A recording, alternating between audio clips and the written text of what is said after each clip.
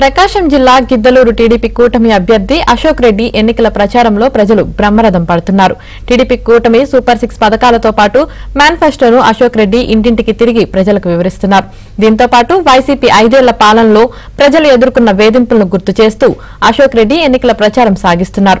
గిద్దలూరు నియోజకవర్గంలో నెలకొన్న సమస్యల పరిష్కారమే ధ్యేయంగా పనిచేస్తానంటున్న టీడీపీ కూటమి అభ్యర్థి అశోక్ రెడ్డితో మా ప్రతినిధి వెంకట్రావు ఫేస్ టు ఫేస్. ప్రకాశం జిల్లా టీడీపీ కూటమిలో జోష్ నెలకొంది. వైఎస్ఆర్ కాంగ్రెస్ పార్టీని ఖాళీ చేసి ఇప్పటికే ఆ పార్టీలో ఉన్న కీలక నేతలతో పాటు ఆ పార్టీ శ్రేణులు పెద్ద ఎత్తున తెలుగుదేశం పార్టీ ఇన్ఛార్జి ముత్తుముల అశోక్ రెడ్డి ఆధ్వర్యంలో టీడీపీలో చేరిన పరిస్థితి. దీనికి సంబంధించి మనతో మాట్లాడటానికి అశోక్ రెడ్డి గారు ఉన్నారు. సార్, మీరు చెప్పండి, గత టీడీపీ ప్రభుత్వంలో అనేక కార్యక్రమాలు గిద్దలూరు నియోజకవర్గంలో చేపట్టారు.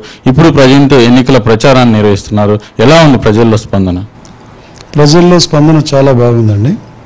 ఈరోజు 2014-19లో జరిగినటువంటి అభివృద్ధి, 2019-24లో జరిగినటువంటి అభివృద్ధి అనేటువంటిది ఒకవైపు, సంక్షేమం అనేది ఒకవైపు. ఈరోజు తెలుగుదేశం ప్రభుత్వ హయాంలో ప్రతి సంక్షేమాన్ని వారికి అర్హత కలిగిన ప్రతి ఒక్కరికి అందించడం జరిగింది.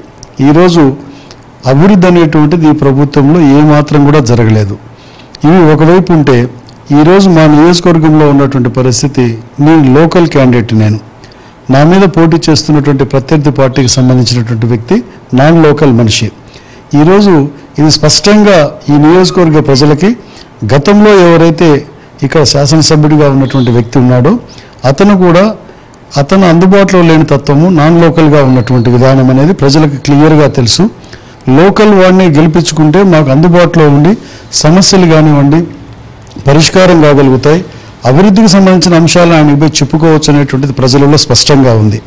రెండవది, వైఎస్ఆర్ ప్రభుత్వంలో ఈరోజు ఏదైతే ఉందో ఈ ప్రభుత్వంలో సంక్షేమం ఇస్తున్నానని చెప్తా ఉన్నారు, కానీ ఒకవైపు 10 రూపాయలు ఇస్తూ పేద వర్గాల ప్రజల నుంచి 100 రూపాయలు ఈ ప్రభుత్వం లాక్కుంటా ఉంది.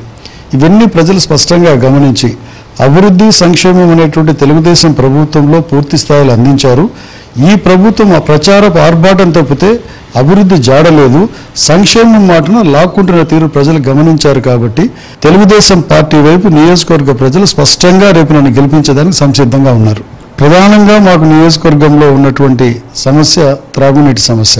త్రాగునీటి సమస్య, సాగునీటి సమస్యే కాకుండా మనకి నియోజకవర్గంలో వలసలను అరికట్టేదానికి కానీ, నిరుద్యోగులకి ఉద్యోగం కల్పించే దాంట్లో భాగంగా ఈ ప్రాంతంలో పారిశ్రామికంగా అభివృద్ధి చేసేదానికి కానివ్వండి, ఇవన్నీ రేపు చేయగలుగుతాను.